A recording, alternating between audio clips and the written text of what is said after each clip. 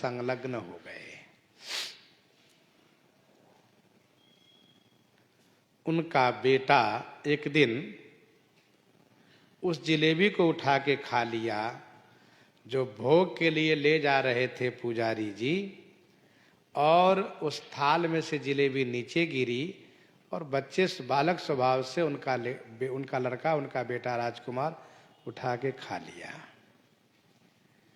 गिरी जो जिलेबी थार माझते, उठाई बाल भयो ही साल बिन अर्पित चाखिए, बिन अर्पित चाखिए। गिरी जो जिलेबी थार माझते, थार माझ माने थाली में से जो जिलेबी नीचे गिर गई उसको बालक राजकुमार ने उठा करके खा लिया। राजा के हृदय में बड़ा साल हुआ, बड़ी पीड़ा हुई।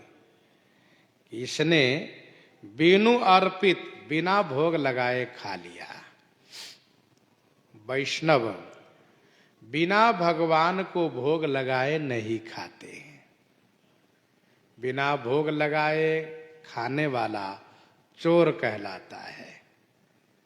वैसे भक्त को चाहिए जो कुछ मिले भगवान को पहले अर्पित करें, उनको भोग लगावें फिर पावें। रास्ते घाटे चल रहे हैं, गले में तुलसी जी हैं, तुलसी जी का स्पर्श करावें और भगवान को स्मरण करके अर्पित करें, फिर खाएं व पिए।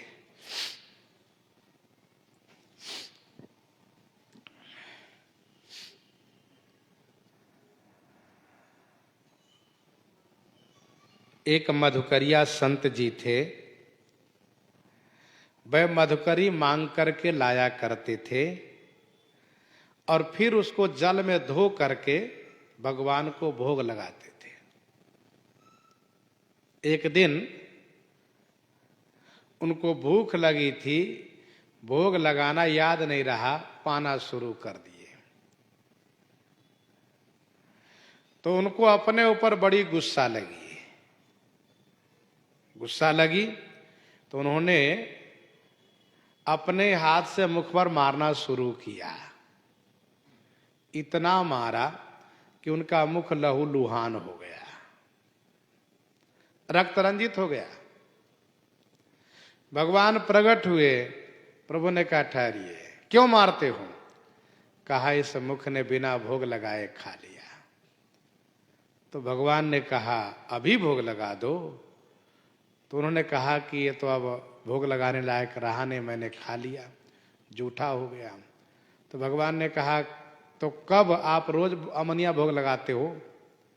रोज तो झूठा ही भोग लगाते हो, आज भोग लगा दो।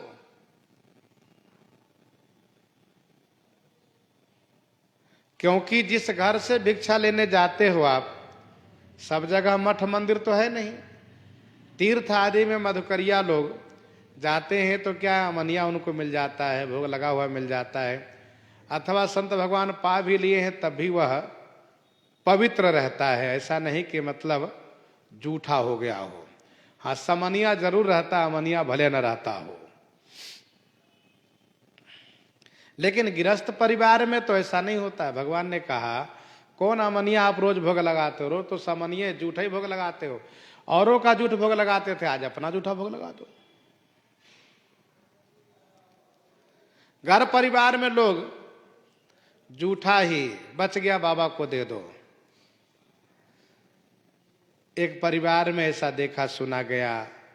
टीकाकार कहते हैं कि वह वृद्ध हो गया, यही उसका सबसे बड़ा दुर्भाग्य उदय हुआ। परिवार वालों ने उनको अलग कमरा दे दिया और वहीं उनको भोजन दे दिया करते।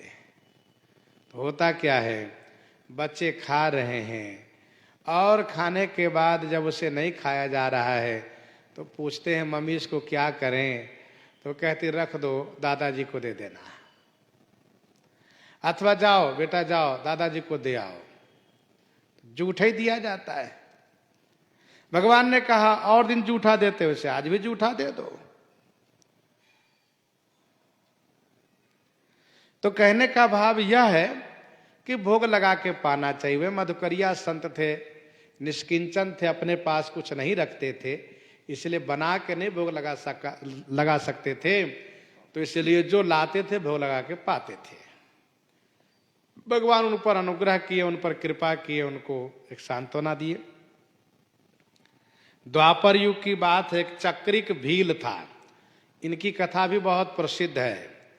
द्वापर युग की बात है, एक चक्रिक भील था भील, लेकिन भगवान की कृपा से इनमें सात्विक संस्कार था, हिंसा नहीं करता था। वन प्रदेश में एक जगह उसने भगवान का मंदिर देखा जो खंडहर था, टूटा हुआ था, लेकिन उस मंदिर के अंदर भगवान का विग्रह बड़ा सुंदर दिखाई दिया। उनको देख करके वह चक्रिक विमोहित हो गया, प्रभावित हो गया, और उसने निर्णय किया कि मैं भोग लगाया करूंगा, जो कुछ मिलेगा भोग लगाऊंगा, लेकिन ऐसे नहीं, पहले मैं खा के देखूंगा कि उनके लायक है तभी मैं भोग लगाऊंगा, नहीं तो अपने खाऊंगा, उनको नहीं दूंगा। ये उसका प्रेम हो गया ऐसा। जो भी वह पाता है चक्रिक, वह पहले खाता है, बढ़िया लगा, दौड़ते हुए जाता, भगवान को भोग लगाता, लीजिए पाइए, और यदि ठीक नहीं है तो खा जाता है। ये उसका नित्य नियम बन गया। भगवान प्रेमी भक्तजनों को प्रेम को देखते हैं। मां सबरी हैं, चाहे विदुरानी जी हैं, चाहे कर्माबाई हैं, इन सब के प्रेम को उन्होंने देखा। ठाकुर जी प्रेम के भूखे हैं, राम ही केवल प्रेम पियारा, जाने ले हो जो जाने निहारा। फिर तो एक दिन चक्रिक ने फल प्राप्त किया और उसको खाया तो बड़ा बढ़िया मीठा लगा। इतने में वह गले के पास पहुंच गया तो गले को दबाया यहां से जोर से, अंदर नहीं जाना तुम। लेकिन तब भी जब गले के पास चला जाता तो नीचे सरकने लगता है, तो गला को जोर से पकड़ रखा है। बहुत प्रयास किया निकालने का, नहीं निकला। तुरंत चाकू उठाया, छुरी उठाया और गला को रख दिया, निकाल लिया। उसको निकाल कर कहा, प्रभु ये लो भोग लगाइए, आपके लिए है ये। और बेचारा बेहोश हो गया, गला रख दिया है। भगवान उनके प्रेम को देख के प्रकट हो गए, उनके सिर पर हाथ रखा, वह स्वस्थ हो गए। भगवान ने उनको पितावत माना, क्योंकि खा करके खिलाना ये माता पिता ही ऐसा करते हैं, और उन पर बड़ी कृपा की चक्रिक भील पर। तो कहने का भाव यह है कि भगवान को अर्पित करके खाना चाहिए। लय करी खड्ग ताहि मारन उपाय कियो, जियो संत ओट करी मोल करी राखिए। लय करी खड्ग ताहि मारन उपाय कियो। राजा कुल्लू नरेश ने तलवार उठाया, कहा मार डालूंगा इसको। बिना भोग लगे खा लिया पहले ही इसने। तलवार लेकर जैसे आगे बढ़े, एक संत जी देख रहे थे, समझ गए तो आवेश से मार डालेंगे। तुरंत बालक को पकड़ लिया और राजा से कहा, सुनो किसको मारने जा रहे हो? कहा इनको। कहा ये मेरा बेटा है, तुम्हारा नहीं है। राजा ने कहा आपका बेटा कब से हो गया? कहा ये बताओ, तुम अपनी राजधानी, राजकोष, राज परिवार को यह मानते हो कि सब संतों का है, तो क्या ये बेटा उससे अलग है क्या? कहा नहीं, ये तो उसी में है। कहा बस ये मेरा है, तुम इसको नहीं मार सकते हो। कहा ठीक है, तलवार फेंक दिया। कुछ दिन रहने के बाद संत जी ने कहा सुनो, मुझे तीर्थ यात्रा जाना है और मुझे कुछ पैसे की आवश्यकता है, धन चाहिए, और मैं इस राजकुमार को, इस बेटे को बेचना चाहता हूं। ये मेरा है, इसको बेचना चाहता हूं। तो तुम यदि खरीदना चाहो तो खरीद लो, नहीं तो मैं कहीं बेच दूंगा। तो राजा हंस गए, कहा सीधे नहीं कहते महाराज धन चाहिए, लेकिन ठीक है महाराज, ठीक है मोल सही सही। कहा सुनो ये मेरा है, अब इसका मोल इतना देना पड़ेगा तब मैं दूंगा। कहा ठीक है महाराज, सब तो साधु के लिए ही है। फिर खरीद लिए धन लेकर के, अर्थात राजा राजकुमार को खरीद लिए, धन उनको दिए संत को।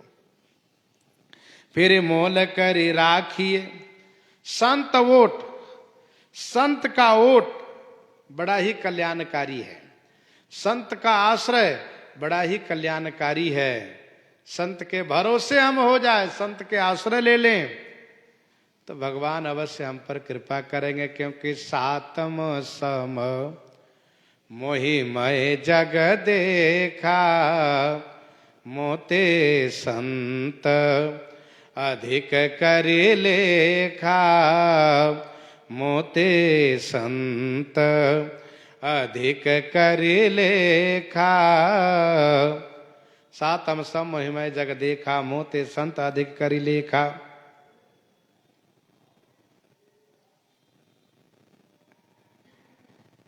संत की कृपा जिन पर हो जाए। एक संत जी भजन कर रहे थे, समीप से जमदूत एक पापी को पकड़ के ले जा रहा था। वह जो पापी था ना, वह संतों की निंदा करता था, संतों को गाली देता था। तो जब जमदूत लेके जा रहा था तो उसने संत को देखा, तो जमदूत से कहा सुनिए मुझे थोड़ा सा मौका दीजिए। क्या करोगे? कहा इन बाबा को थोड़ा गाली दे दूं। ऐसा कहा मेरा नियम है, मैं जैसे बाबा जी को देखता हूं उसे गरियाता हूं। अब आप लिए चल रहे हो तो अब संत दिखाई दिए हैं तो थोड़ा ये भी हो जाए। जमदूत ने सोचा है महापापी तो ही है और इसका पाप हो जाने दो, जाओ पाप कर लो, जाओ। गाली दिया, गाली दिया, संत सुन लिए। बूंदा घात साही गिरी कैसे, खल के बचन संत सा जैसे। इसके बाद संत जी ने पूछा जमदूत से कौन है? कहा महापापी हैं। और कहा ये आपके निंदक हैं। हमारे निंदक है? कहा हाँ। इसको मैं पकड़ के ले जा रहा था तो इसने कहा कि मुझे इन बाबा जी को गाली देने दो, निंदा करने दो, तब लेके चलना। और आप जैसे संतों को बहुत गाली देता रहा है जीवन में, इसलिए मैं इसको पकड़ के ले जा रहा हूं। अब इसको वहां पता चलेगा जब चित्रकूट इनके लिए जब दंड निर्धारित करेंगे।